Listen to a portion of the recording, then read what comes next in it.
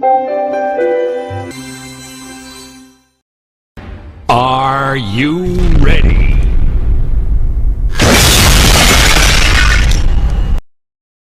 तो आज हम लोग देखेंगे user defined functions. User defined word पे ध्यान दो, क्योंकि दो टाइप के फंक्शंस होता है। एक होता है इनबिल्ट फंक्शंस, दूसरा होता है यूजर डिफाइंड फंक्शंस। अभी तक बहुत सारे इनबिल्ट फंक्शंस हम लोगों ने ऑलरेडी देखा हुआ है, जैसे अपेंड, लेन, क्लियर और कॉपी। वैसे ही आज हम लोग देखेंगे कैसे यूजर डिफाइंड फंक्शंस हम लोग क्रिएट कर सकते हैं। सिंपल फंक्शन क्या होता है, पैरामीटराइज फंक्शन क्या होता है, रिटर्न स्टेटमेंट के साथ हम लोग कैसे लिख सकते हैं कोई भी फंक्शन, एडवांटेजेस क्या होता है फंक्शन यूज करने का, डिफॉल्ट वैल्यू क्या होता है फंक्शन में, स्टार और डबल स्टार को कैसे यूज कर सकते हैं हम लोग आर्ग्यूमेंट के साथ, कलेक्शन कैसे पास करना है कोई भी फंक्शन में, और मल्टीपल वैल्यूज हम लोग फंक्शन में रिटर्न कर सकते हैं कि नहीं। अब फंक्शन कैसे क्रिएट करते हैं, सिंटैक्स देख लेते हैं। सिंपल df कीवर्ड अगर हम लोग देते हैं, उसके बाद कोई भी फंक्शन का नाम देना पड़ता है हम लोग को, सपोज माई फंक। उसके बाद पैरेंथेसिस, जैसे हम लोग ने लेंथ फंक्शन, क्लियर, कॉपी, वो सारे फंक्शंस भी यूज किए थे, वहां पे हमें पैरेंथेसिस यूज करना पड़ा था। वैसे ही फंक्शन क्रिएट करते टाइम पैरेंथेसिस हमें देना पड़ता है नाम के बाद, उसके बाद कोलोन, उसके बाद फंक्शन के अंदर जो भी लिखना है उसके अंदर हम लोग उसका बॉडी लिख सकते हैं। सिंपल एग्जांपल के लिए मैं अपना नाम यहाँ पे प्रिंट कर देता हूँ, प्रिंट सपोज कोडिंग ग्लिट्स हम लोग प्रिंट करते हैं। अब जब हम इसे एग्जीक्यूट करेंगे, ये तो प्रिंट हुआ नहीं। क्यों नहीं हुआ? क्योंकि यहाँ पे जस्ट एक फंक्शन क्रिएट हुआ। अब फंक्शन के अंदर जो भी फंक्शनलिटी, जो भी बॉडी लिखा हुआ है, उसे अगर हमें एग्जीक्यूट करना है तो फिर हमें उस फंक्शन को कॉल करना पड़ेगा। और कॉल करने के लिए हम लोग क्या कर सकते हैं, जस्ट पहले जैसे देखा था फंक्शन का नाम और पैरेंथेसिस लिख के जस्ट उसे कॉल कर सकता है। पहले दो लाइन में मेरा फंक्शन क्रिएट हो गया, उसके बाद जो फोर्थ लाइन लिखा हुआ है उसमें मेरा फंक्शन हम लोग कॉल कर रहे हैं। अब इसे एग्जीक्यूट करेंगे तो फंक्शन मेरा कॉल हुआ और मेरा प्रिंट हो गया कोडिंग ग्लिट्स। अब फंक्शन कितने टाइप के हम लोग लिख सकते हैं, पहला सिंपल फंक्शन, नेक्स्ट पैरामीटराइज्ड, और थर्ड यूजिंग रिटर्न स्टेटमेंट। तो एक एक करके सबको डिस्कस करेंगे। पहले पुराना एक एग्जांपल सोचो, लेंथ फंक्शन का। किसी भी स्ट्रिंग का लेंथ निकालने के लिए हम लोग सिर्फ स्ट्रिंग को पास करते हैं और हमें वो आउटपुट में लेंथ निकाल के दे देता है। कभी क्या हम लोगों ने सोचा कि एक्चुअली वो लेंथ कैसे निकाल के हमें दे रहा है? इसीलिए फंक्शंस हम लोग यूज करते क्यों है? क्योंकि इट सिंप्लीफाई इम्प्लीमेंटेशन। अगर ऑलरेडी मुझे कोई फंक्शन में लेंथ निकाल के मुझे मिल रहा है, तो जहां पे भी मुझे लेंथ निकालना है वहां पे मैं लेंथ फंक्शन को यूज कर सकता हूं। उसका इम्प्लीमेंटेशन जानने का भी मुझे जरूरत नहीं है। Next, reduce duplication of code. वही सेम चीज अगर हमें बार बार यूज करना है, जैसे एक पर्टिकुलर प्रोग्राम में हमें बहुत बार ही लेंथ निकालना है स्ट्रिंग का, बार बार सेम लॉजिक ना लिख के जस्ट हम लोग लेंथ फंक्शन को कॉल कर सकते हैं। रीयूजेबिलिटी, बार बार एक फंक्शनलिटी को रीयूज हम लोग कर सकते हैं।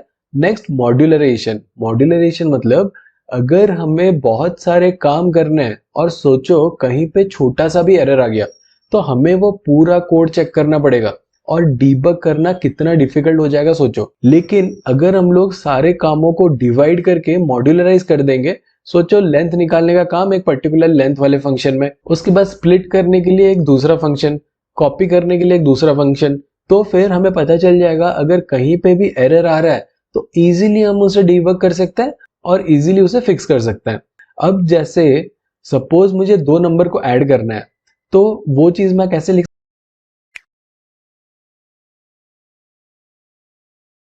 सकता हूं? सपोज यहाँ पे मैं दो वेरिएबल ले रहा हूं, a equal to 5, b equal to 10 और c equal to a plus b मैं करता हूं, और यहाँ पे मैं प्रिंट कर देता हूं प्रिंट c।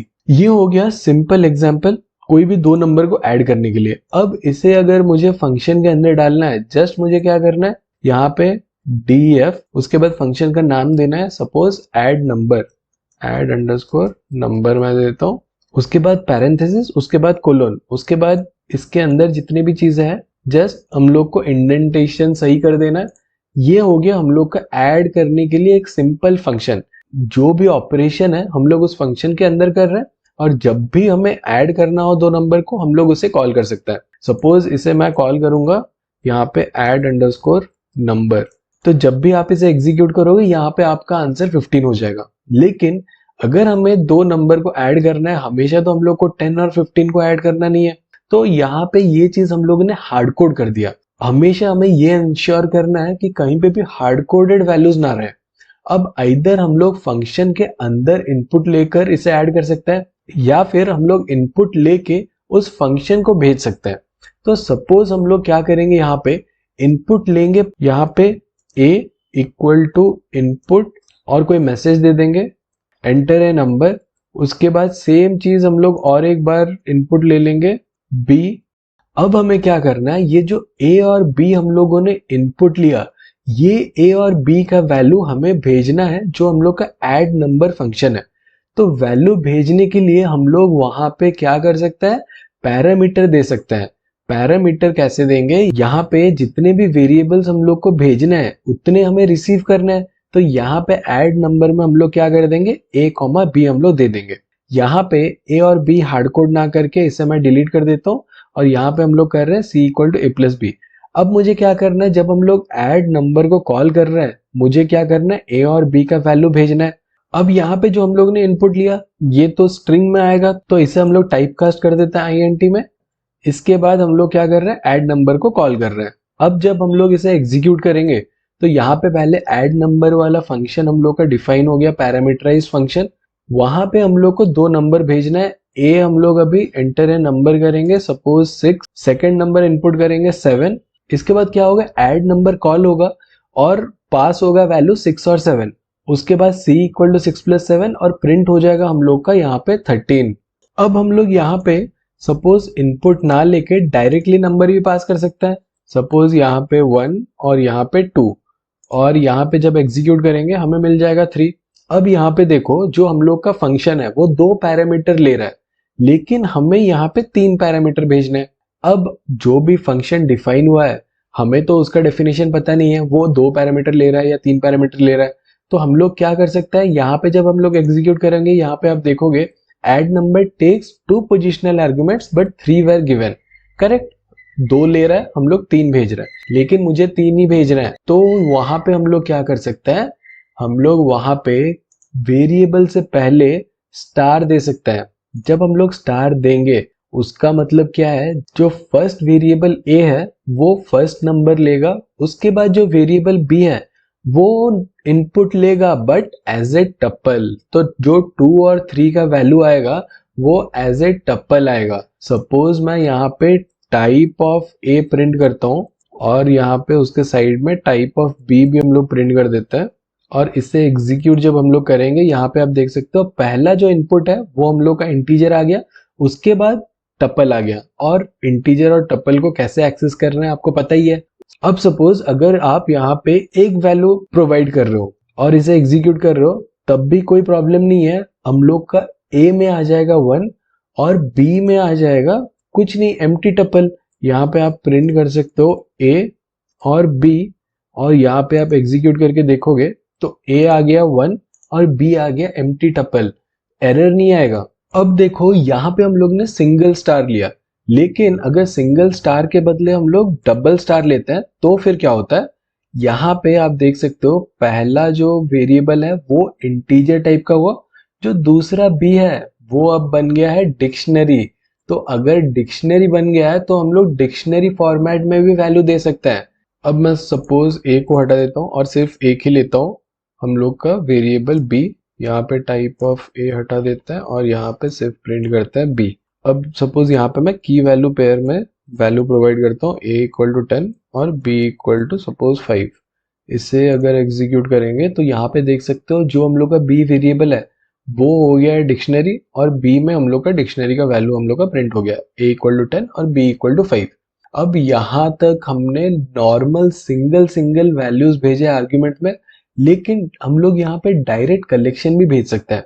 सपोज हम लोग के पास एक लिस्ट है, यहाँ पे लिस्ट इक्वल टू 1 2 3 4 5, और यहाँ पे हम लोग डायरेक्टली क्या कर सकते हैं, सपोज a वेरिएबल भेजेंगे और यहाँ पे हम लोग लिस्ट भेज देते हैं और प्रिंट कर देते हैं। तो यहाँ पे आप देख सकते हो लिस्ट जो हम लोग ने भेजा वो रिसीव भी हुआ एज ए लिस्ट। आपको पता है पाइथन है हम लोग का डायनेमिकली टाइप, तो हमें यहाँ पे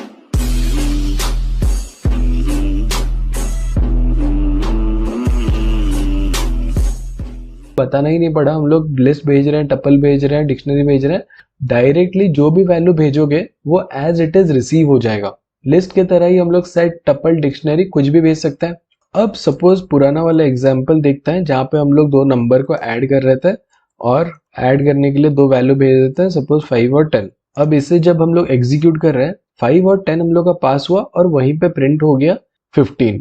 लेकिन अब अगर मुझे जो भी रिजल्ट है वो कहीं पे बाद में यूज करना है 15। अब एक चीज यहाँ पे देखो, जो भी फंक्शन हमने लिखा उसी के अंदर हम लोग ने सम किया, लेकिन अगर हमें चाहिए जो भी रिजल्ट आया उसे हम लोग बाद में कहीं पे यूज कर सके, वो तो यहाँ पे हम लोग नहीं कर सकते हैं। तो उस केस में हम लोग रिजल्ट को सब काम खत्म होने के बाद वापस भेज सकता है जहां पे भी हम लोग फंक्शन को कॉल कर रहे हैं, मतलब रिटर्न कर सकता है। तो अभी देखते हैं फंक्शन में रिटर्न स्टेटमेंट कैसे लिखा जा सकता है। सपोज यहाँ पे मुझे रिटर्न करना है, तो यहाँ पे हम लोग को सिर्फ लिखना है रिटर्न सी।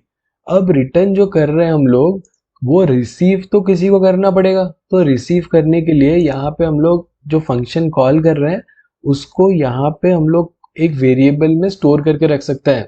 सपोज इसे हम लोग देते हैं सी इक्वल टू ऐड नंबर, और उसके बाद हम लोग यहाँ पे ही प्रिंट कर सकते हैं प्रिंट सी। अब इससे हम लोग जब एग्जीक्यूट कर रहे हैं तो आप देख सकते हो यहाँ पे ऐड नंबर कॉल हुआ 5 और 10 वैल्यू के साथ, वो वैल्यू यहाँ पे सम होके रिटर्न हो गया।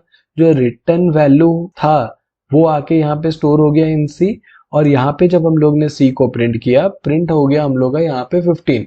अब यहाँ पे अगर आप एक से ज्यादा वैल्यूज रिटर्न करना चाहते हो तो क्या आप कर सकते हो। दूसरे लैंग्वेजेस में अगर आपने देखा होगा ये पॉसिबल नहीं है, क्योंकि function can return only one value. लेकिन यहाँ पे अगर मैं सी के साथ अगर ए और बी भी रिटर्न करना चाहता हूँ तो फिर यहाँ पे क्या एरर आएगा?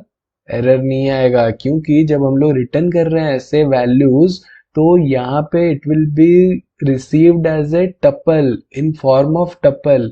तो जब हम लोग यहाँ पे प्रिंट करेंगे तो यहाँ पे हम लोग का सी, ए और बी तीनों का वैल्यू यहाँ पे प्रिंट हो गया। चलो सब कुछ डिस्कस कर दिया फंक्शन के रिलेटेड, होप अच्छा लगा होगा आपको। लगा है तो कमेंट करके बताओ, नेक्स्ट वीडियो में मिलता है।